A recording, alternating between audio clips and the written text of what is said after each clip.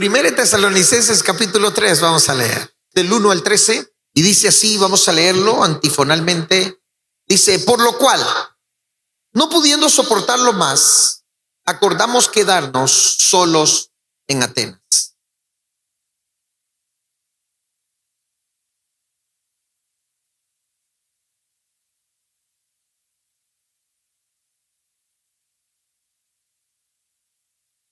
A fin de que nadie se inquiete por estas tribulaciones, porque vosotros mismos sabéis que para esto estamos puestos.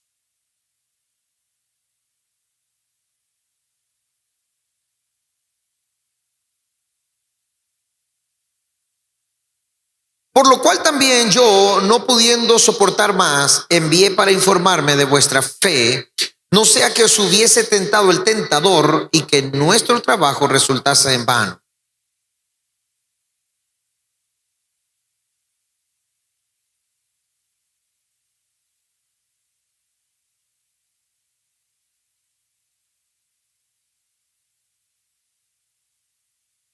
Por ello, hermanos, en medio de toda nuestra necesidad y aflicción, fuimos consolados de vosotros por medio de vuestra fe.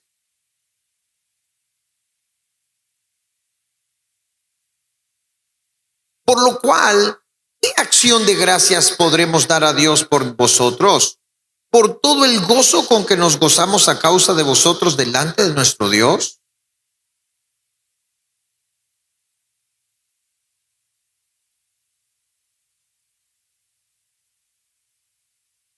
Mas el mismo Dios y Padre nuestro y nuestro Señor Jesucristo dirija nuestro camino a vosotros.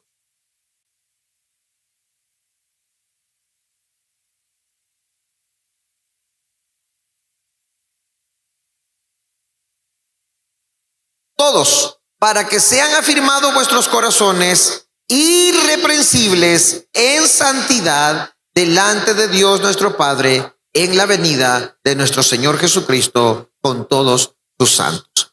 Pero este pasaje, desde el versículo 10 que leímos el domingo pasado hasta el versículo 13, todo tiene que ver con el amor. Y estamos hablando acerca de que el amor es el amor que Pablo le tiene a la iglesia, el amor que la iglesia le tiene a Pablo, pero el amor que la iglesia se tiene entre sí. Y todo tiene que ver con el amor. Por eso en el libro de Juan, en primera de Juan, dice que Dios es amor, pero también dice que aquel que no ama no ha conocido a Dios, porque Dios es amor. Significa entonces que yo tengo que estar experimentando continuamente el amor de Dios. Yo tengo que estar viviendo el amor de Dios. Tengo que estar en ese. Quiero por lo menos llegar hasta el verso, para hablar un poquito, hasta el verso 12. Quiero llegar para luego enfocar del verso 12 en adelante los canales del amor. Vamos hoy a hablar un poquito a profundidad de los canales del amor y vamos a orar por eso en esta mañana. ¿Por qué razón? Porque los canales del amor son los pasos, o por decir así, los filtros donde yo estoy completamente recibiendo todo lo que Dios me da por medio de su amor. Si yo tengo sucio esos filtros de los canales del amor, yo no estoy recibiendo ese amor de Dios. Y yo no puedo amar sin el amor de Dios. Yo no puedo amar a mis hermanos sin el amor de Dios. Yo no puedo amar a mi esposa sin el amor de Dios. Yo no puedo amar a mis hijos sin el amor de Dios. Ustedes tienen que entender que para poder amar de verdad yo a mi esposa, tengo que tener el amor de Dios. Que para que mi esposa pueda amarme a mí de verdad, tiene que tener el amor de Dios. No se trata del amor, el amor carnal, humanista, el amor que se basa solamente en ese amor filial de familia, sino el amor que de verdad viene de Dios. Amo a mi familia con el amor de Dios. Amo a mi esposa con el amor de Dios. Y amo a mis hermanos con el amor de Dios. Todo tiene que nacer del amor de Dios. Todo tiene que salir del amor de Dios. La forma como nosotros nos amamos entre nosotros, la forma como amamos a nuestro cónyuge, todo tiene que salir del amor de Dios. Si yo no estoy recibiendo el amor de Dios, yo no tengo capacidad para amar como Dios ama. Y por esa razón es que hay conflictos en las familias, hay conflictos en los hogares, porque no estamos amando con el amor de Dios. Así que voy a hablar de eso un poquito más adelante. Vamos a comenzar con el versículo 1. Dice Pablo, por lo cual no pudiendo soportarlo más, acordamos quedarnos solos en Atenas. Pablo, y ya lo leímos la vez pasada, en Hechos capítulo 16, capítulo 17, Pablo pasó por Atenas, pasó por Filipo, pasó por Macedonia, antes de llegar a Tesalonicenses. Y Pablo, ya sabemos la historia, sufrió la cárcel, lo azotaron, pero hubo un momento que se levantaron los judíos y comenzaron a hacer un alboroto, judíos que no creían en Jesús, y comenzaron a hacer un alboroto y llegaron a la casa de Jasón y querían sacar a Jasón y querían armar un alboroto que Pablo se tuvo que ir para Atenas y se tuvo que quedar en Atenas. Recuerden que la gente que estaba en Tesalónica eran griegos, no eran judíos. Pero había judíos que estaban ahí que no creían en Cristo Jesús. Y esos fueron los que le causaron problemas a Pablo en Filipo y también le estaban causando problemas a Pablo en Tesalónica.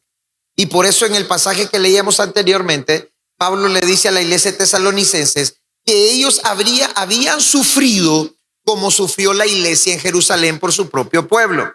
¿Por qué? Porque ellos estaban sufriendo rechazo, desprecio, persecución por su propio pueblo. Y es algo que todos tenemos que entender. Sí o sí, queramos o no, nos guste o no, si vivimos de acuerdo a la verdad de la palabra, vamos a sufrir y vamos a padecer persecución. Así que dice Pablo en el versículo 2, y enviamos a Timoteo, nuestro hermano, servidor de Dios y colaborador nuestro en el evangelio en Cristo, para confirmarlos y exhortarlos respecto a vuestra fe. Miren, el apóstol Pablo fundó la iglesia de Éfeso. La iglesia de Éfeso en la Biblia es una de las iglesias más poderosas que existía. O sea, era una iglesia de verdad, poderosa. Y uno, ¿cómo lo ve? Cuando Pablo le escribe a las 8 bendiciones en el capítulo 1. Y uno se da cuenta cómo la iglesia de Éfeso caminaba con los ministerios de Efesios 4:11, cómo el sistema de la iglesia de verdad estaba funcionando en la iglesia de Éfeso. La iglesia de Éfeso fue pastoreada por Pablo, fue fundada por Pablo, pero llegó un momento que Pablo dejó a Timoteo pastoreando en la iglesia de Éfeso. ¿Y cómo pastoreó Timoteo esa iglesia? Por medio de la carta que Pablo le manda a Timoteo en Primera de Timoteo y Segunda de Timoteo. Primera de Timoteo, Pablo le enseña a Timoteo cómo pastorear la iglesia y le enseña la forma y le enseña los requisitos para los líderes, para los obispos, y les enseña todo eso, cómo debe de ser la iglesia. En Segunda de Timoteo, Pablo está escribiéndole la carta a su hijo espiritual porque Pablo ya pronto va a morir. Así que le está escribiendo como una carta de despedida en la segunda carta de Timoteo. Así que Pablo, por el amor que le tenía a la iglesia de Tesalonicenses, como él no puede ir por causa de todo lo que hemos estado escuchando de la persecución y de todos los alborotos que se hacían, entonces Pablo decide enviar a Timoteo. Y oiga, dice, envío a Timoteo, nuestro hermano. Recuerden siempre que la Biblia dice, cuando dice nuestro hermano, cuando dice hermano, cuando dice que somos hermanos, es que nosotros, antes de ser hermanos nosotros, primero somos hermanos de Cristo. ¿Y por qué nos consideramos hermanos los unos a los otros? Porque somos hermanos de Cristo. ¿Por qué Daniel es mi hermano? Porque es hermano de Cristo. ¿Por qué el hermano Pedrito es mi hermano? Porque es hermano de Cristo. ¿Por qué somos hermanos todos? Porque primero somos hermanos de Cristo. Por eso tenemos que aprender a amarnos, a valorarnos, a cuidarnos, a estimarnos y a vernos como superiores a uno mismo. ¿Por qué razón? Porque cada uno es hermano de Cristo. Los hermanos que usted tiene allá atrás suyo, los hermanos que tiene a la par suya, son tan especiales porque son hermanos de Cristo. Así que mire a los que está atrás y dígale, mi hermano, dígale, mi hermana, dígale. Toque el que está adelante, dígale, mi hermano. Toque el que está al lado suyo, dígale, mi hermano. O sea, Miren, ¿por qué es que los cristianos de la iglesia primitiva eran tan unidos? ¿Por qué no existía ni uno en necesidad? Sino que entre todos se ayudaban. ¿Por qué? ¿Por qué cuando miraban a un hermano angustiado se desbordaban para orar por esa persona? Porque lo consideraban su hermano. No es un saludo religioso, oh mi hermano. No es un saludo de que somos compañeros de escuela, compañeros de iglesia. No, somos hermanos, somos familia. O sea, no es que no me preocupas, me preocupas. O sea, llegar a ese nivel donde nuestro amor es así de grande, porque no te considero mi hermano porque sos evangélico. Te considero mi hermano porque sé que sos hermano de Cristo. Entonces, cuando usted se da cuenta que su hermano es hermano de Cristo, ¿cómo lo va a tratar? ¿Ah? Eric, ¿qué pasaría si viniera hoy Santiago aquí a predicar, el hermano de Jesús? ¿Cómo lo tratarías a Santiago, el hermano de Jesús? ¿Le daría café toro?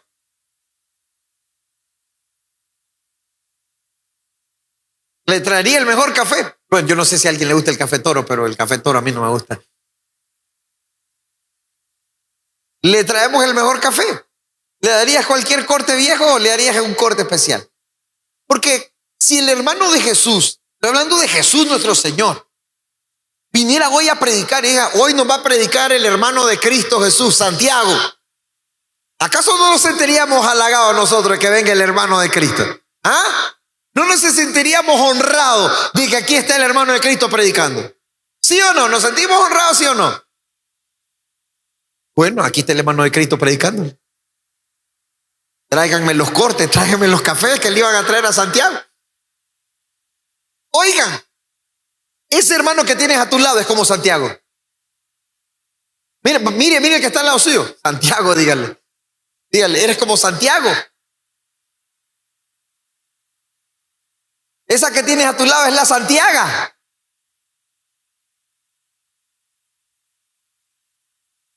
Te bendigo, Santiago Marriet. Tenemos que entender que todos aquí somos hermanos de Cristo. Tenemos que honrarnos de esa manera. Miren, yo les aseguro que si literalmente nos dijeran que Santiago, el hermano de Jesús, estoy hablando del que escribió el libro de Santiago, que si Santiago, el hermano de Jesús, el que era el pastor de Jerusalén, de la iglesia en Jerusalén, fuera el predicador de hoy, de este día de hoy, todos nos sentiríamos, wow, el hermano de Jesús.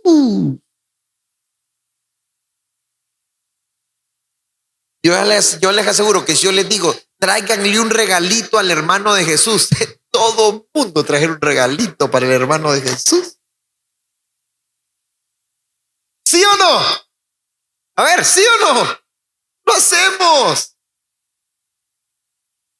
Si uno de tus hermanos te invita a algo especial para su hijo, ya sea cumpleaños, lo que sea, te llevas un presente, aunque sea una cajita de chocolate, aunque sea un bombón. Pues vamos a cambiarnos, vamos a volver generosos los unos con los otros. Ahora, ¿por qué? ¿Por qué yo tengo que sentirme bendecido en honrar a mi hermano? ¿Porque es hermano de quién? ¿Es hermano de quién? Entonces, cuando yo estoy orando por ese hermano, siento amor, siento ese deseo de que mi hermano de verdad sea bendecido por Dios, porque es el hermano de Cristo. Por ejemplo, yo anhelo el día que me encuentre con Jesús.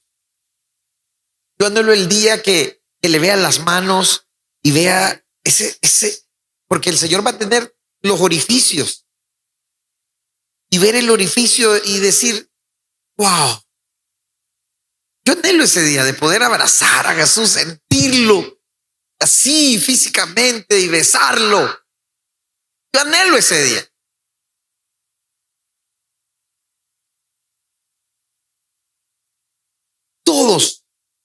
tenemos que anhelar de verdad bendecirnos los unos a los otros, porque somos hermanos de ese Jesús, ese que murió en la cruz. Todos somos hermanos de ese Cristo. Cuando ustedes cambian la perspectiva de sus hermanos, ustedes van a cambiar su forma de amarlos y de tratarlos.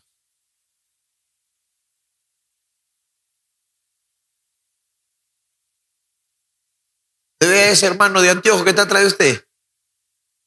Hermano Pedrito, ese que está atrás de usted, ese de anteojo, es su hermano. Porque es hermano de Cristo. Así que vamos, bendíganse los unos a los otros. Dígale, quiero ser tu hermano. Dígale, bendíganse unos a los otros. Quiero ser tu hermano. Quiero ser tu hermano.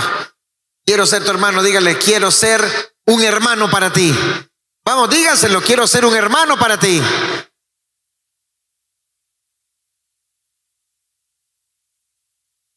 Amén. Entonces dice Pablo, y enviamos a Timoteo, nuestro hermano. Y este hermano es servidor de Dios. Aleluya. Tu hermano es servidor de Dios. Tu hermano es un siervo de Dios. Tu hermano es un hombre de Dios, es una mujer de Dios. Así que cuando usted saluda y abraza, usted está saludando a un hombre de Dios, a una mujer de Dios. ¿Sí o no que a los hombres de Dios los respetamos? ¿Ah? Así tenemos que respetar a nuestros hermanos. Son hombres de Dios, son mujeres de Dios, son servidores de Cristo. Por eso cuando alguien me sirve, pero excelentemente a mí, pero le sirve mal a los demás, yo no quiero a esa persona cerca mío. Porque de nada sirve que a mí me trate bien cuando trata mal a sus hermanos. Y lo mismo pasa con Jesús. Supuestamente tratamos bien a Jesús. Te amo, Señor, que aquí, que allá. Pero no tratamos bien a sus hermanos. ¿Usted cree que eso le agrada al Señor? Cuando alguien se me acerca y me dice, pastor, lo amo, que oro por usted, pero usted habla mal de su otro hermano y usted vive murmurando de su hermano, no importa cuánto diga que me ama a mí.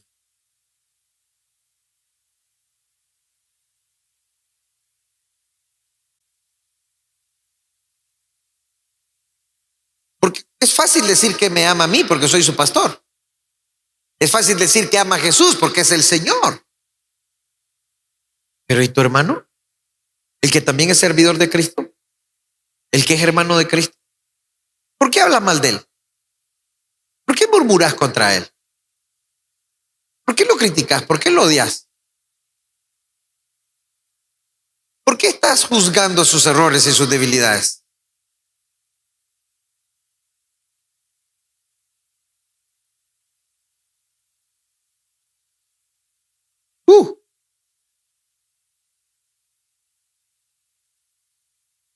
No podemos juzgarnos.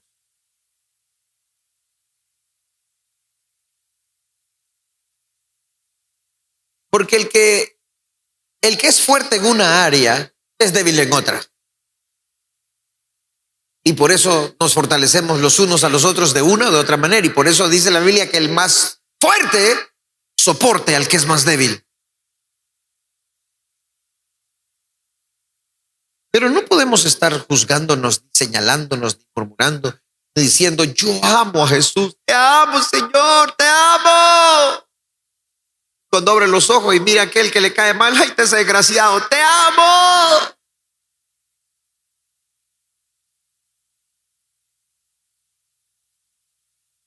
¿Quién es tu hermano? ¿Quién es tu hermana? Es un servidor de Dios. Yo solo le estoy leyendo lo que dice la Biblia.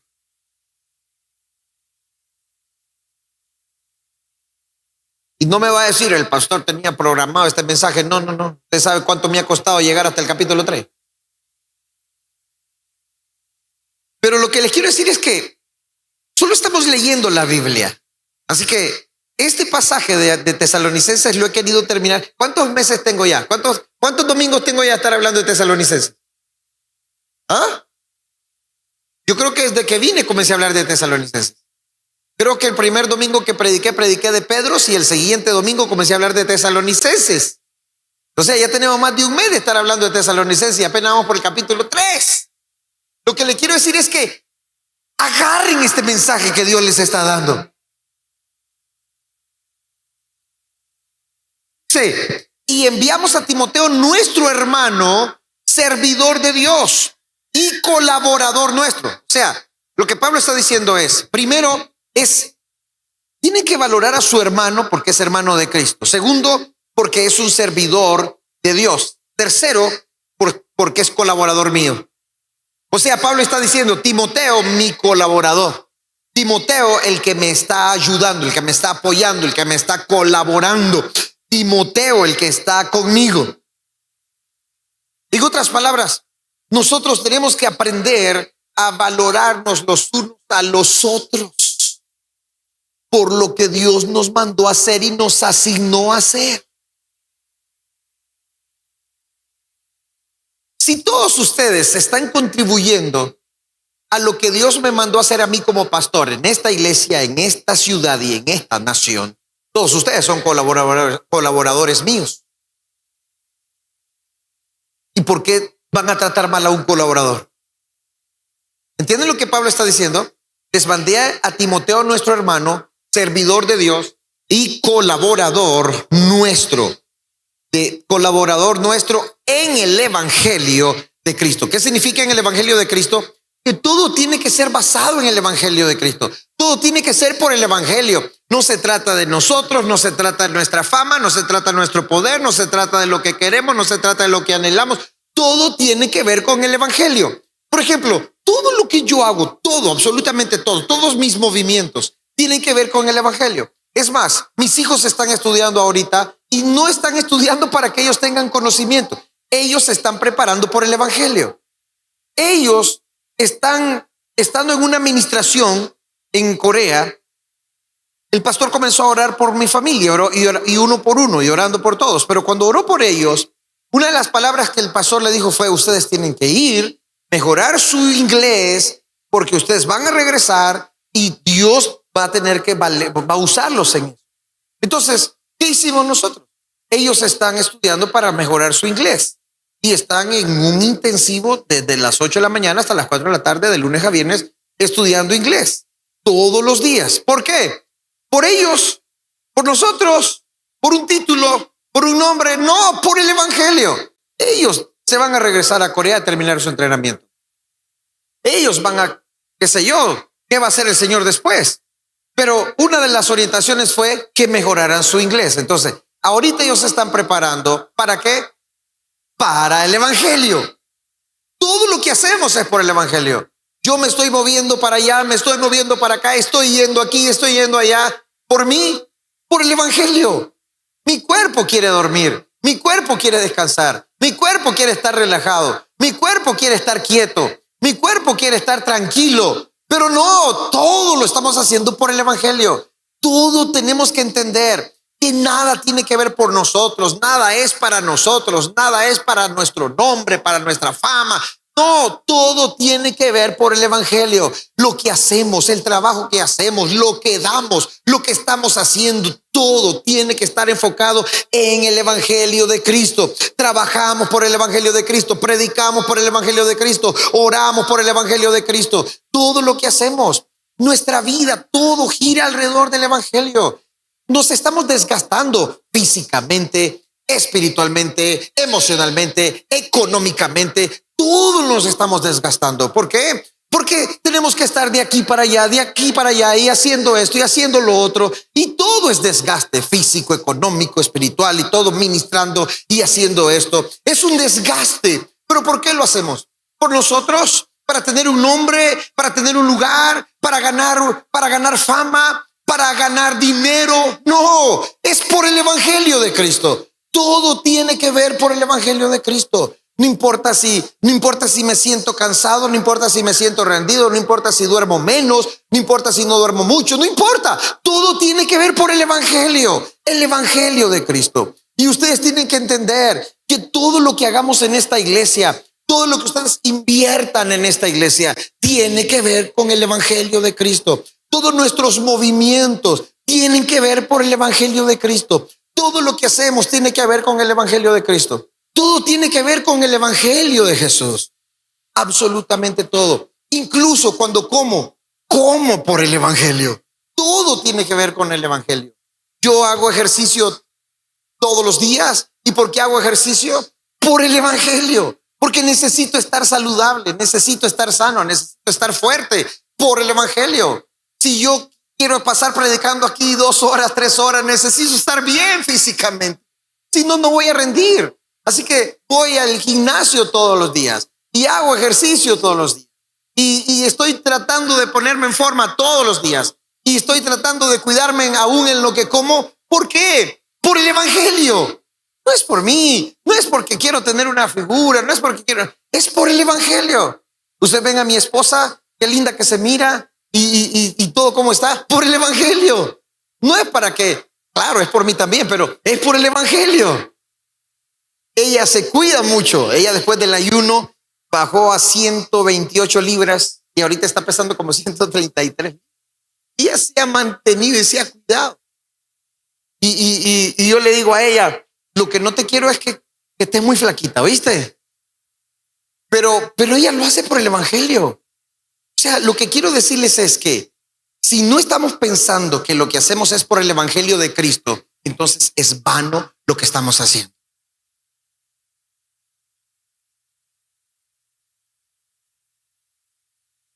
Todo tiene que ser por el evangelio. Vengo a orar, vengo a los matutinos, vengo a los tiempos de oración, vengo a recibir la palabra, vengo a recibir la enseñanza. Todo lo que hacemos es por el evangelio.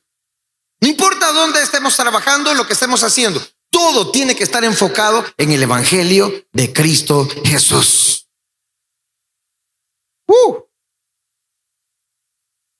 ¿Están aquí? Dice, para confirmaros. Ahora miren que esto es poderoso, hermano. Este es el amor de Dios de verdad, manifestado a través de Pablo y a través de Timoteo.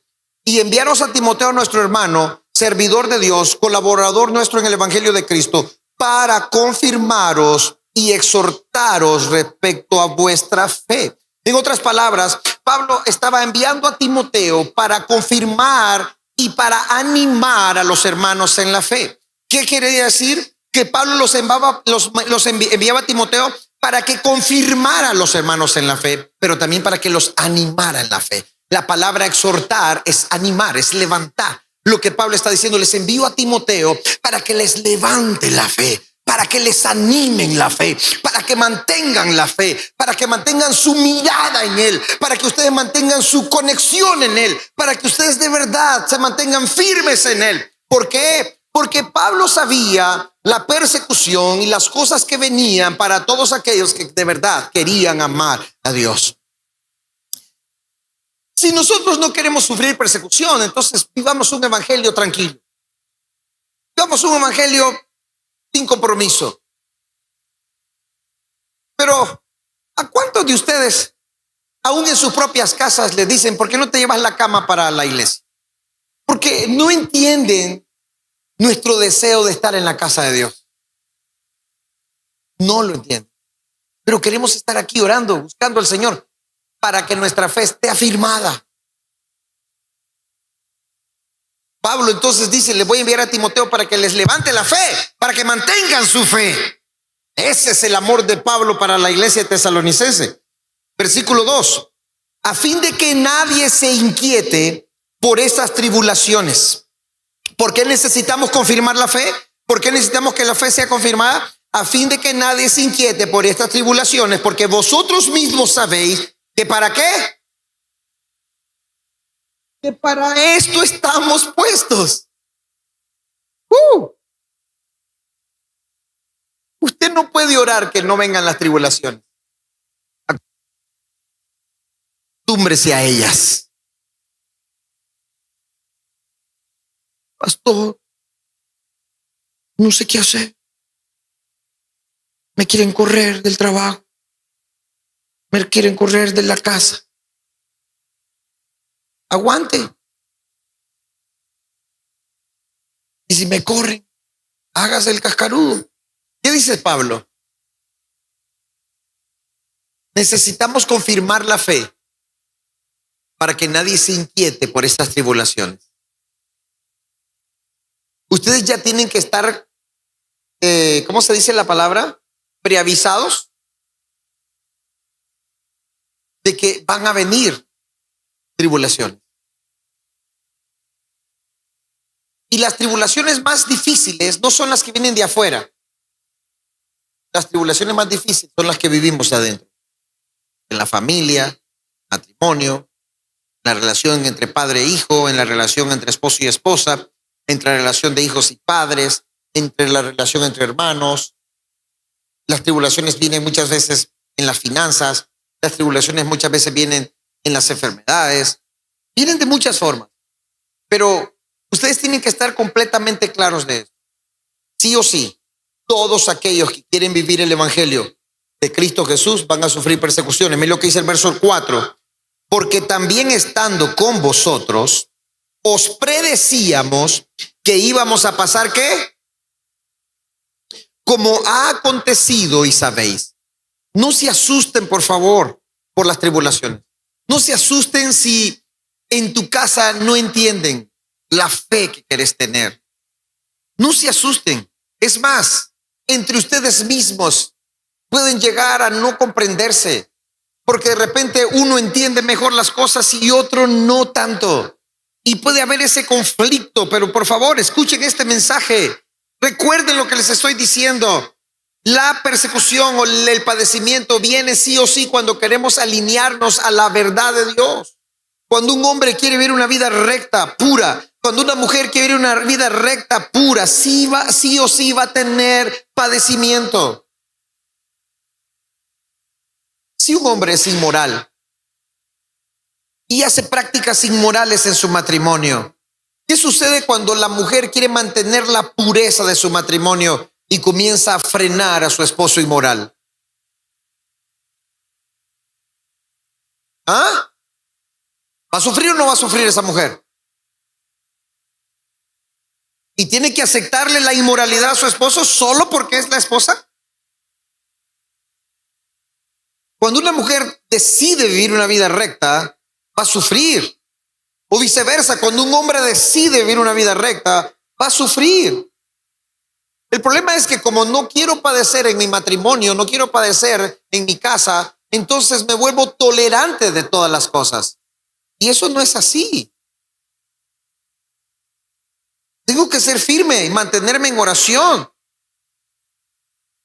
Pero tengo que entender que sí o sí voy a padecer por mantener el principio, la verdad de Dios en mí. Miren, cuando Jesús vino a predicar, ¿qué dijo? Yo no vengo a traer paz, yo vengo a traer espada. Y vengo a poner a la esposa contra el esposo, a la mamá contra a la suegra contra la nuera, a la hija contra la madre. ¿Por qué Jesús estaba hablando de eso? No es que se iban a odiar, no es que se iban a pelear. Es que llega un momento cuando está en juego la verdad de Dios. Está en juego la pureza de la palabra. Está en juego la pureza y la santidad del hogar. ¿Qué vamos a preferir? ¿Solo por estar bien con el esposo, entonces le vamos a aceptar todo? ¿Solo por estar bien con la esposa le vamos a aceptar todo? ¿Ah? Entonces, cuando usted decide vivir una vida recta, va a sufrir.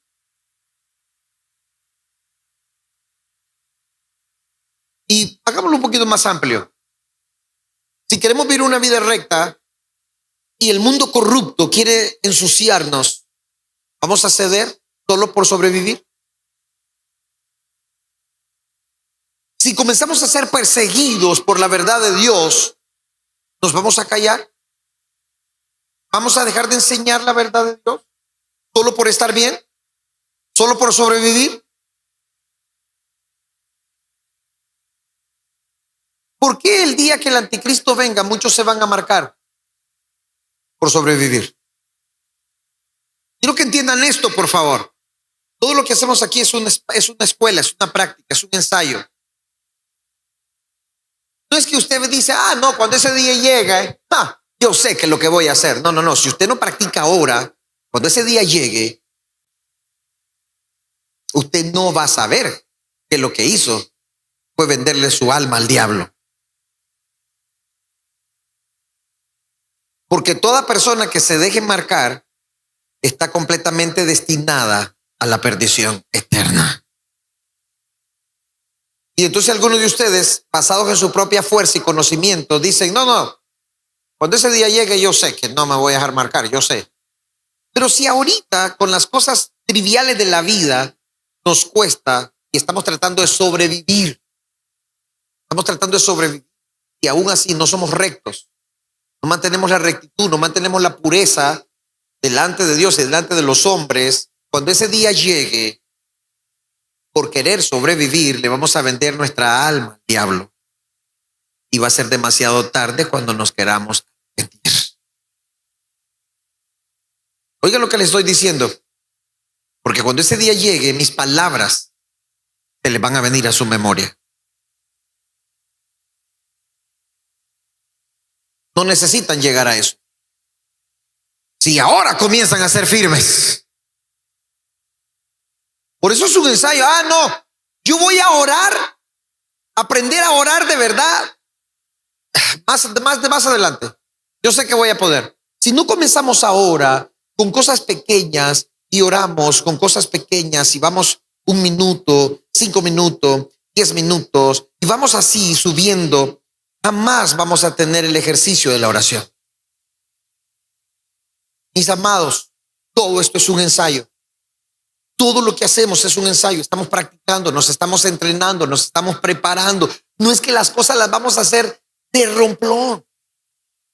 Que cuando llegue yo voy a saber lo que voy a hacer. No, tengo que entender que este es mi entrenamiento. Miren,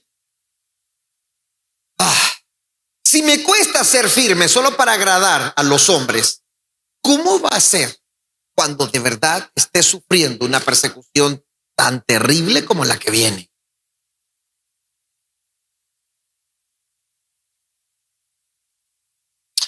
Aleluya. Ahora, no les puedo predicar otra cosa. Aquí está en la Biblia. Versículo 4. Porque también estando con vosotros, os predecíamos que íbamos a pasar tribulaciones, como ha acontecido y sabéis. Versículo 5. Por lo cual también yo, no pudiendo soportar más, envié para informarme de vuestra fe. No sea que hubiese tentado el tentador y vuestro trabajo resultase en vano. En este momento Pablo está preocupado de que el trabajo que se hizo en Tesalonicense resultara en vano. Ahora, yo veo aquí cierto humanismo en Pablo, porque Pablo está preocupado, dice, estoy preocupado de que llegue el tentador y nuestro trabajo resulte en vano. Y entiendo eso, pero ese humanismo tal vez es por el amor que él tenía para la iglesia. El amor que él tenía para la iglesia, tenía miedo de que a lo mejor el tentador llegara y el trabajo resultara en nada. Y entonces, pero oigan lo interesante que sigue en el otro versículo, y esto es poderoso, porque esta es la iglesia que el Señor quiere para nosotros. Versículo 7 dice, versículo 6, pero cuando Timoteo volvió de vosotros a nosotros y nos dio buenas noticias, ¿de qué? De vuestra fe y amor, y que siempre nos recordáis con cariño, deseando vernos como también nosotros a vosotros. Aquí hay algo, aquí hay otra cosa poderosa. Es parte del amor que quiero hablar más adelante, pero aquí lo que Pablo está diciendo, yo quiero verlos otra vez. Estoy deseoso de verlos. Y este es el punto que lo tocamos el domingo pasado. Pablo solo tuvo 3 semanas en esa iglesia. ¿Y por qué los llegó a amar tanto?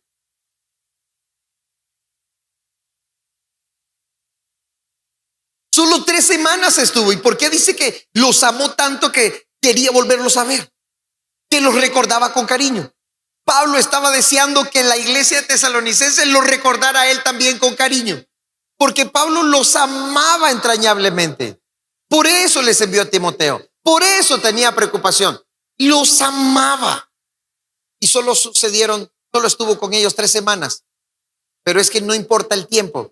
Puede ser 1 año, puede ser 1 día, puede ser 1 semana, puede ser 10 años. Pero cuando el amor de Dios se derrama, aprendemos a amar con ese amor. Y ese amor, ¿qué hace? Nos da deseo de vernos. Yo estoy aquí ministrándolos y los veo a todos. Pablo extrañaba verlos.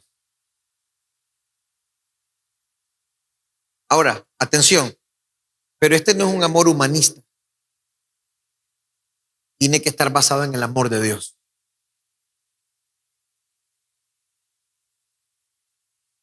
No es que nos amamos humanísticamente. No. Es el amor de Dios hacia ustedes. Yo les predico para incomodarlos. ¿Les predico para incomodarlos? Sí. Para incomodarlos por amor. Porque los tengo que incomodar por amor. ¿Acaso no dice la Biblia que el padre al hijo que ama no lo disciplina? ¿Y qué tal si yo solo les predico bendición, bendición, bendición, bendición, que viene al doble, que viene al triple, que viene 7 veces más? Yo me imagino que todo el mundo, ¡amén!, hasta los pies levantan, ¡aleluya! Dios te va a llenar las cuentas, ¡amén! Pero le estoy diciendo que tienen que morir, que vas a sufrir persecución, que tenés que amar a ese hermanito y perdonarlo.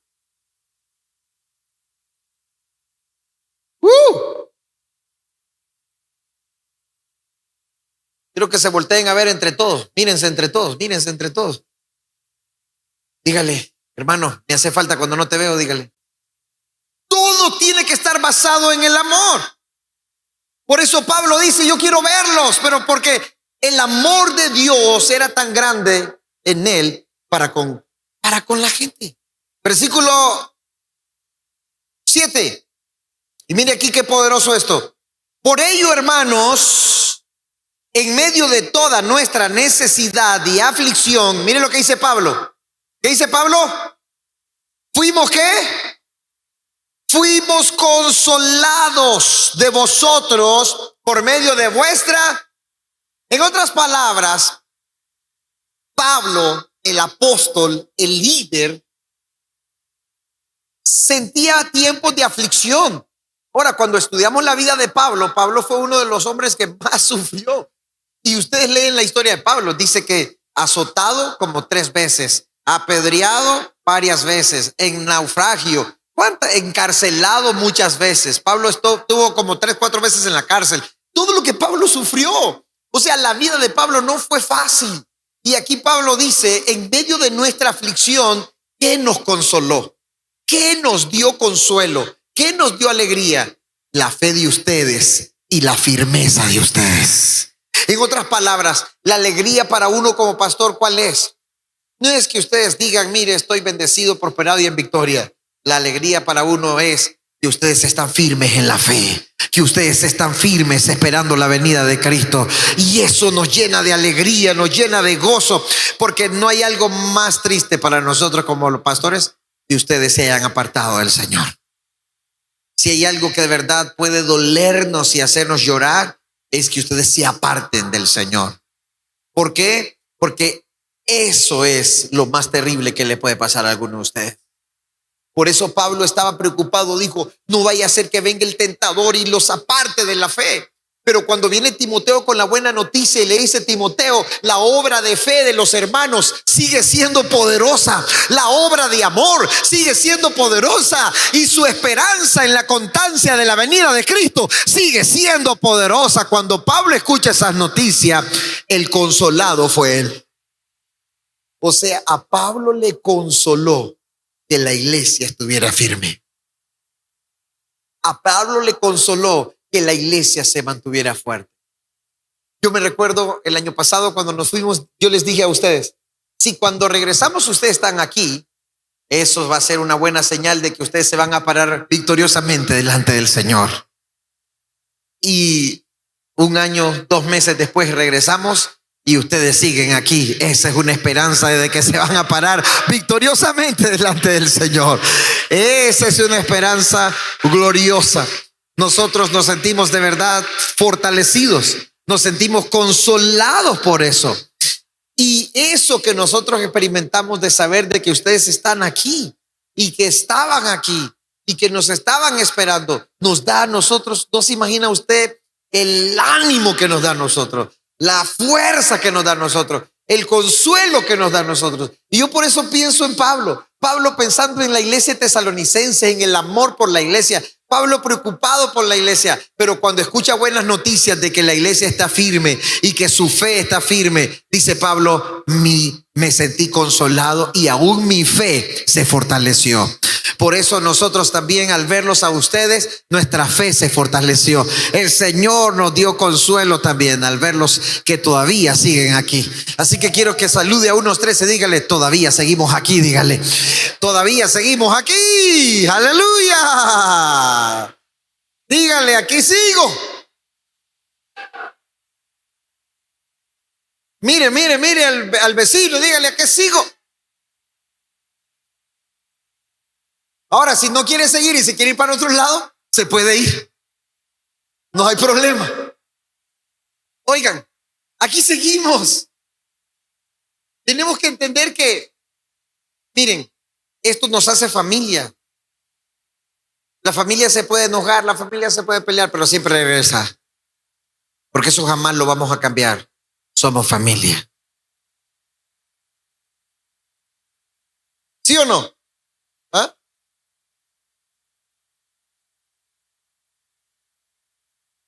Bueno. Dios es bueno. Versículo 8 dice, porque ahora vivimos si vosotros estáis firmes en el Señor. O sea, mire hasta qué punto el amor de Pablo para esta iglesia. Dice Pablo, porque ahora vivimos si vosotros estáis firmes en el Señor. En otras palabras, nuestro trabajo, nuestro anhelo es la firmeza de sus corazones en Cristo Jesús. O sea, no tenemos otra razón de predicar. No tenemos otra razón de estar aquí. Miren, trabajar con personas o ministrar a personas es mucho más difícil que cualquier otro trabajo.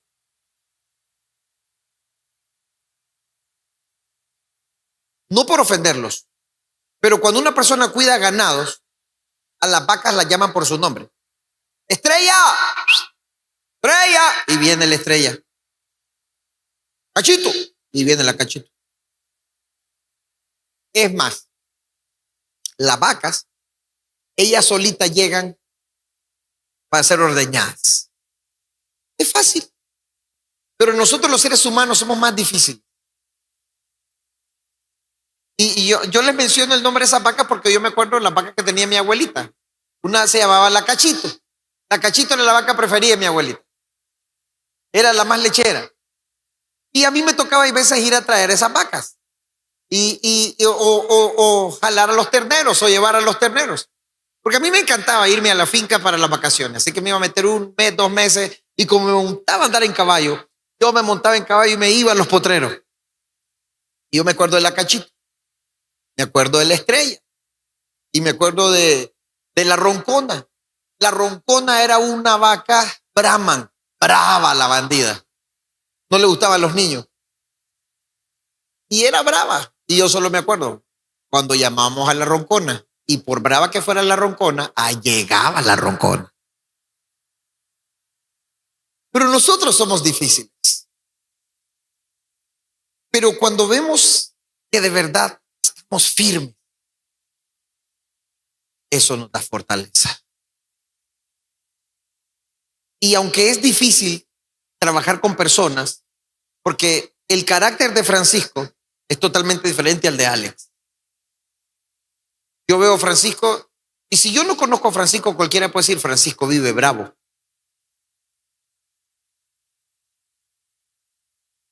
Y como la gente no conoce a Francisco, dice, este Francisco vive como bravo.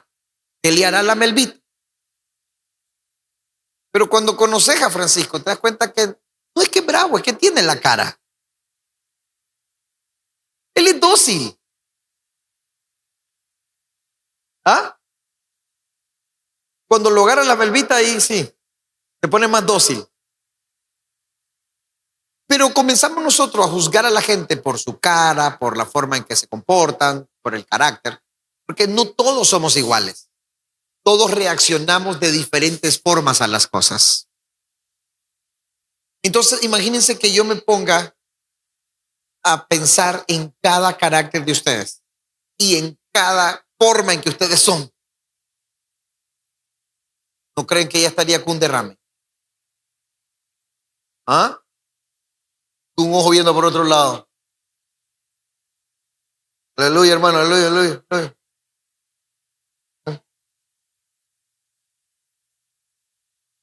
Ya tuviera, qué sé yo. Pero, pero como entendemos que este es un llamado y Dios nos llamó a esto, entonces, ¿qué nos da fortaleza a nosotros? Verlos firmes a ustedes. Que ustedes tomen esta palabra y la coman y la encarnen. Eso nos da firmeza a nosotros. Es lo que Pablo está diciendo. Cuando llega Timoteo con las noticias de que la iglesia mantenía su fe, su amor, dice Pablo, eso nos dio vida. Nosotros vivimos por la fe de ustedes. Eso es lindo. Eso es hermoso. Nosotros vivimos, dice, si vosotros estáis firmes en el Señor. En otras palabras, nuestra razón de estar aquí, nuestra razón de vivir para nosotros como pastores, es que ustedes estén firmes en el Señor. Yo no sé cómo estarán ahora las denominaciones, pero hubo un tiempo que las denominaciones cambiaban a los pastores cada 2 años. Y después subieron cada 4 años. Y si a los pastores no le caían bien a los líderes, los sacaban. Pero era triste porque nunca se desarrollaba lo que era la familia. Parecía una organización, parecía una empresa nada más. Pero el pastor tiene que aprender a desarrollar lo que es la paternidad. Tiene que convertirse en padre de la iglesia. Porque tiene que existir esa relación donde haya una paternidad espiritual. Porque entonces cuando el pastor predica por amor para ver a la gente formada de acuerdo a Cristo. Yo cuando era joven y que estaba comenzando el ministerio, me acuerdo que en una reunión pastoral, tan decepcionado, porque un pastor le dijo a otro, mira, le dice, ya me fui de la iglesia, ahora estoy en tal parte y estoy en tal ciudad. Y el otro le pregunta, ¿y por qué te fuiste? No, es que ahí no me estaban pagando bien. Me fui porque allá sí están pagando bien, me dice, allá estoy ganando bien. Yo me sentí tan decepcionado porque yo entendía que uno estaba donde Dios te llamaba, no importa si ganabas o no ganabas. Y así me crecí yo. Cuando yo crecí en el ministerio, no ganaba. Los primeros años fueron sirviendo sin recibir nada. Y después seguimos haciendo la obra del Señor sin esperar ganar absolutamente nada. No trabajábamos en el ministerio porque nos iban a dar algo o porque íbamos a ganar algo. Yo me recuerdo que yo me sentí mal. Yo dije, entonces estos pastores están en las iglesias dependiendo cuánto le paguen. Por eso es que el pastor tiene que permanecer en una iglesia hasta que el Señor se lo lleve. O sea, yo tengo que ser el pastor de ustedes hasta que me muera. Y si a Dios le place que uno de mis hijos sea el siguiente pastor, Él va a escoger a uno de mis hijos. O la pastora si ella va a seguir. Pero ¿qué pasa en las iglesias donde parecen empresas? Aunque la mujer tenga ministerio, van de viaje toda la familia.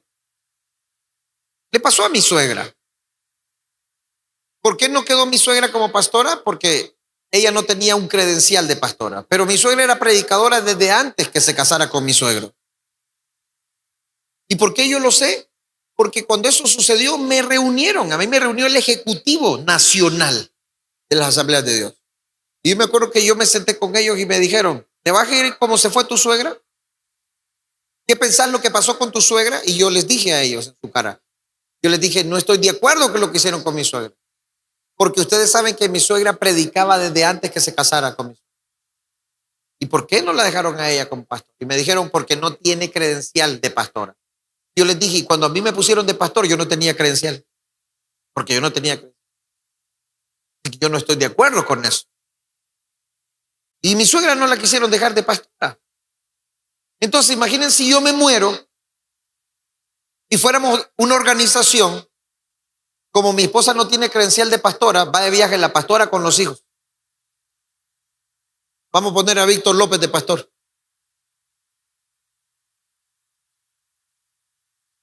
Si eso fuera una organización, eso hacen. O de repente, ustedes no le cae bien lo que les estoy predicando y hacen un consenso, saquemos al pastor. Eso existía antes. Ahora, aunque hagan el consenso, no me sacan, se van ustedes. Porque esto no es una organización, esto es una familia. Y el pastor se tiene que convertir en familia. Entonces, cuando yo les predico, no les predico por una conveniencia personal. Les guste o no les guste, les voy a predicar la verdad. Dejen de dar ofrenda, dejen de dar diezmo, dejen de dar, no importa. Ustedes dicen, no vuelvo a ofrendar, no vuelvo a dar nada. No importa. Jamás voy a negociar mi prédica por lo que ustedes den en esta iglesia.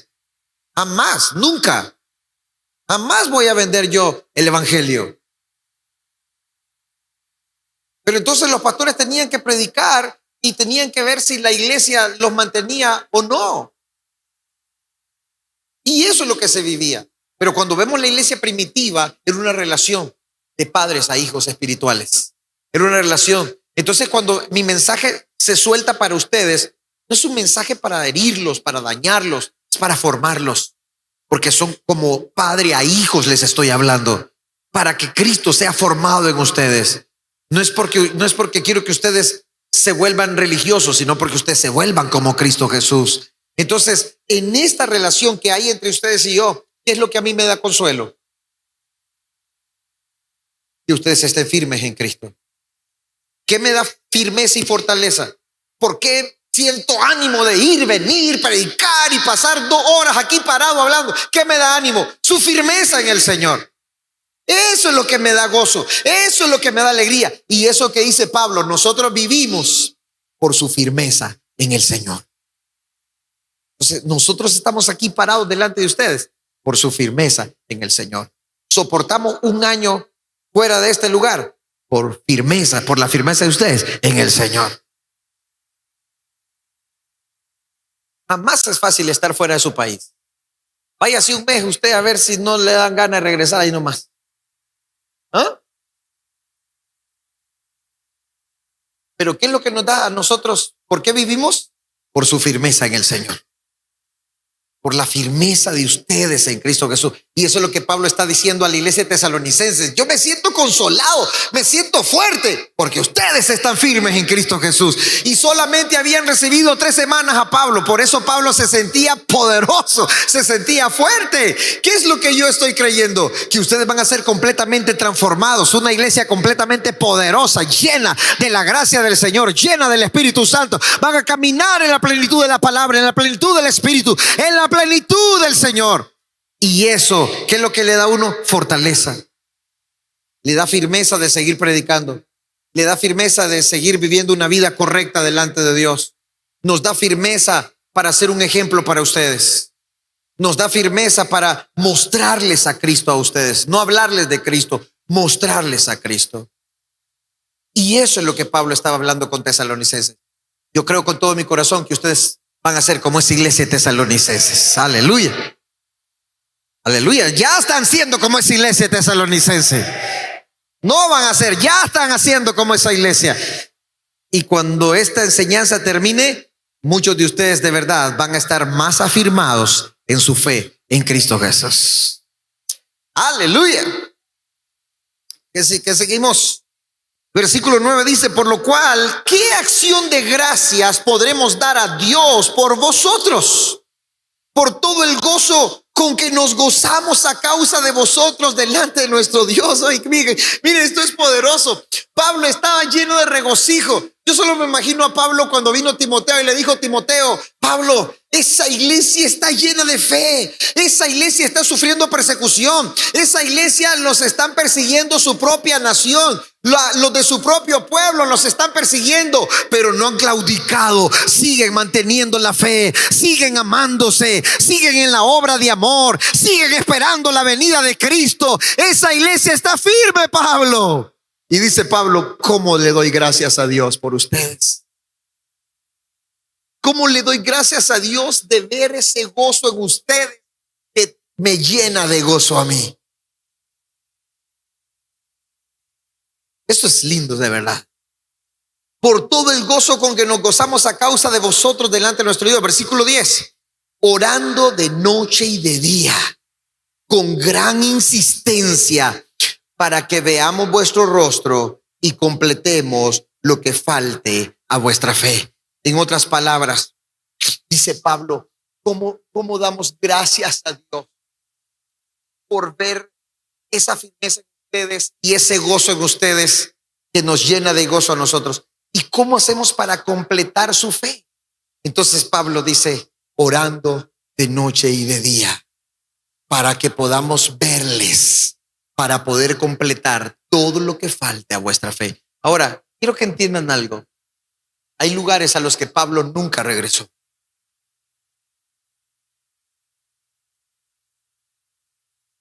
Hay lugares a los que él nunca regresó porque lo encarcelaron.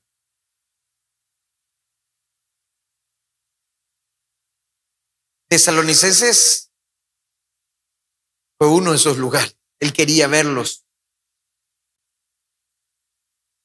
pero no podía verlos. ¿Se imagina usted el gran deseo de Pablo de verlos? Dice: yo oro día y noche para poder verlos otra vez.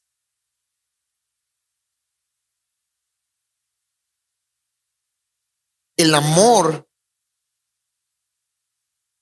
de un pastor es de verdad volverte a ver firme en el Señor.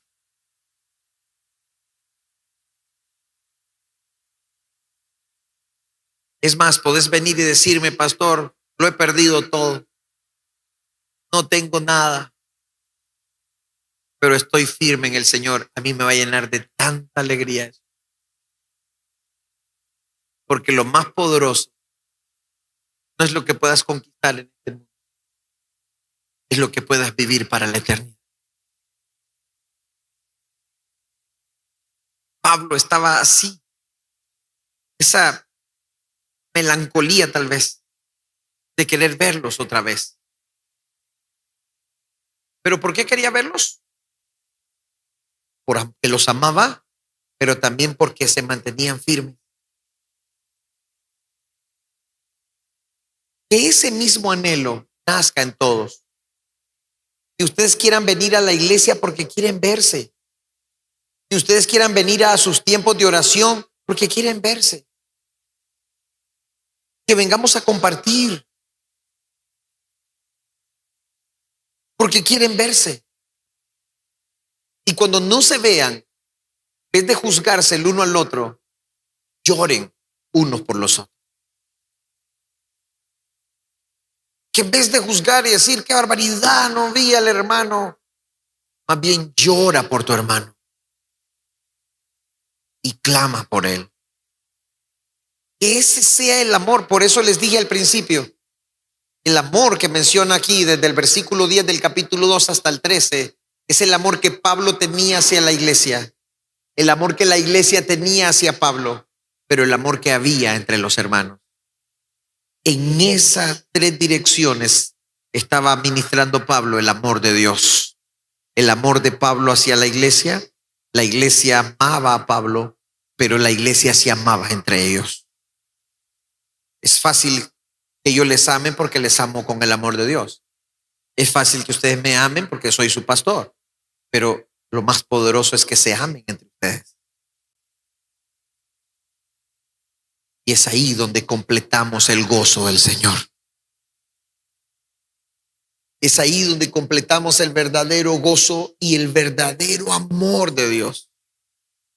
Y por eso en el versículo 11 o 10 dice: mas el mismo Dios y Padre nuestro y nuestro Señor Jesucristo dirija nuestro camino a vosotros. Todo lo que Pablo está diciendo es: quiero irlos a ver, quiero irlos a ver.